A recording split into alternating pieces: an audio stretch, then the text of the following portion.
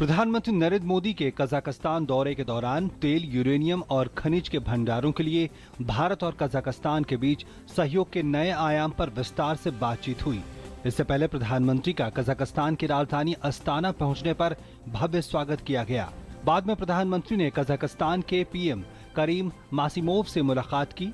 प्रधानमंत्री ने वहां की कई कंपनियों के सीईओ के साथ भी बैठक की। प्रधानमंत्री नरेंद्र मोदी ने कहा, मध्य एशियाई देशों के साथ सहयोग के नए युग की शुरुआत होगी और आपसी संबंधों का भरपूर लाभ मिलेगा। प्रधानमंत्री ने अस्ताना में नजरबाये विश्वविद्यालय में छात्रों और शिक्षाविदों को संबोधित किया। उन्होंने कहा कि एशियाई देशों को अपने कार्यों में एकजुटता चाहिए, न कि क्षेत्रीय आधार पर बंटवारा। प्रधानमंत्री नरेंद्र मोदी ने अस्ताना के एलन ग्यूमिलेव यूरेशियन राष्ट्रीय विश्वविद्यालय में भारत कजाकिस्तान सूचना संचार प्रौद्योगिकी में उत्कृष्टता केंद्र का उद्घाटन किया। गौरतलब है कि सूचना और प्रौद्योगिकी केंद्र की स्थापना भारत के सहयोग से की गई है। इसे भारत और कजाकिस्तान के बीच संबंधों को बढ़ाने में एक महत्वपूर्ण कदम माना जा रहा है। प्रधानमंत्री नरेंद्र मोदी ब्रिक्स और शंघाई सहयोग संगठन शिखर सम्मेलन में भाग लेने के लिए 3 दिन की यात्रा पर आज रूस के उफा पहुंचेंगे। ब्रिक्स समूह के शिखर सम्मेलन में 5 देशों के बीच आर्थिक क्षेत्र में सहयोग बढ़ाने पर चर्चा होगी। ब्रिक्स विकास बैंक की स्थापना के साथ इस सम्मेलन में स्थानीय मुद्राओं में ऋण सुविधा शुरू करने की संभावना पर भी विचार किया जा सकता है।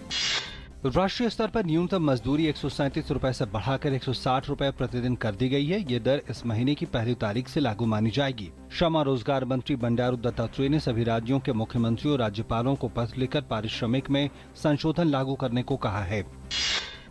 मध्य प्रदेश के मुख्यमंत्री शिवराज सिंह चौहान ने चारों ओर से दबाव के बाद व्यापम घोटाले की जांच सीबीआई से कराने की सिफारिश की है।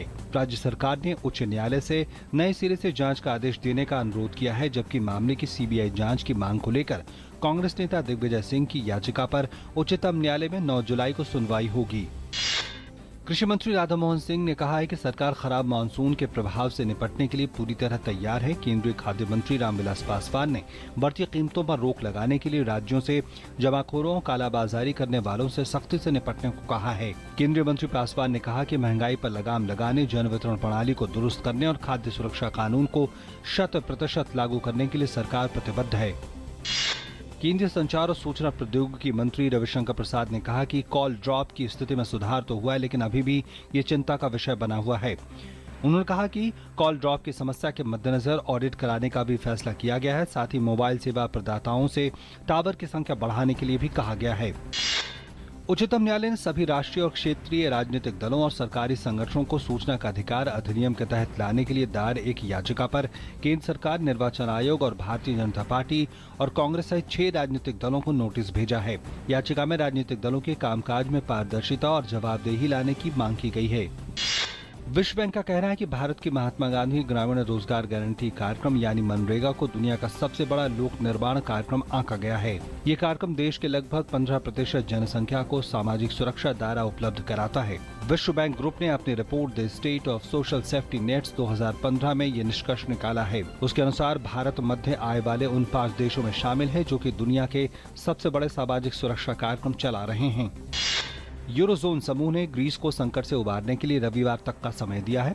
उधर डेडलाइन जारी करने के बाद ग्रीस ने कहा कि संकट से उबरने के लिए किसी भी सार्थक पहल तक पहुंचने के लिए वो प्रयासरत है। यूरोपीय नेताओं ने ग्रीस को यह आखिरी समय पर एक मौका तब दिया जब ग्रीस कर्ज संकट से उबरने को लेकर यूरोजोन बैठक में कोई ठोस योजना पेश नहीं कर सका। उधर ग्रीस के प्रधानमंत्री एलेक्सिस सिप्रास आज यूरोपीय संसद को संबोधित करेंगे। ग्रीस को कल तक अपनी योजना यूरोजोन को सौंपनी है ताकि उस पर विचार विमर्श होकर रविवार तक कोई फैसला किया जा सके। केन्या में सोमालिया सीमा के नजदीक अल शबाब के आतंकियों ने 14 लोगों की गोली मारकर हत्या कर दी और 12 लोगों को घायल कर दिया। हमले में मारे गए सभी लोग खान में काम करने वाले मजदूर थे। घायलों को नैरोबी के अस्पताल में भर्ती कराया गया है। गोलीबारी शुरू करने से पहले आतंकियों ने हथगोले फेंके थे। पिछले साल दिसंबर महीने में भी खान में काम करने वाले 36 मजदूरों की हत्या कर दी गई थी।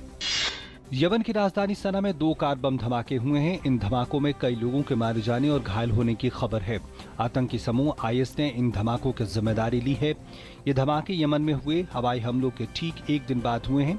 कल देश भर में हुए हवाई हमलों में करीब 200 लोग मारे गए थे। तुर्की और ग्रीस के बीच एगेन के समुद्र में एक नाव के डूबने से एक व्यक्ति की मौत हो गई और कई लोग लापता हो गए। इस नाव में सीरियाई नागरिक यूरोप पहुंचने का प्रयास कर रहे थे। ग्रीक और तुर्की के साझा प्रयास से अब तक 18 लोगों को बचाया जा सका है। ऐसा माना जा रहा है कि नाव पर लगभग 37 लोग सवार थे। पिछले 6 महीने के दौरान 1,35,000 लोग अफ्रीका और मध्य एशिया को छोड़ यूरोप पहुंच चुके हैं। इनमें ज्यादातर सीरियाई नागरिक हैं। साल के तीसरे ग्रैंड स्लैम विंबलडन के पुरुष वर्ग में बोपन्ना मर्जिया की जोड़ी सेमीफाइनल में पहुंच गई है। मिश्रित युगल वर्ग मुकाबले में भारत के लिएंडर पेस और स्विट्जरलैंड की मार्टिना हिंगिस की 7वीं वरीयता प्राप्त जोड़ी क्वार्टर फाइनल में पहुंच गई है। वहीं विश्व के नंबर 1 टेनिस खिलाड़ी सर्बिया के नोवाक जोकोविच, महिला वर्ग में रूस की मारिया शारापोवा और अमेरिका की सेरेना विलियम्स भी सेमीफाइनल्स में पहुंच गई है।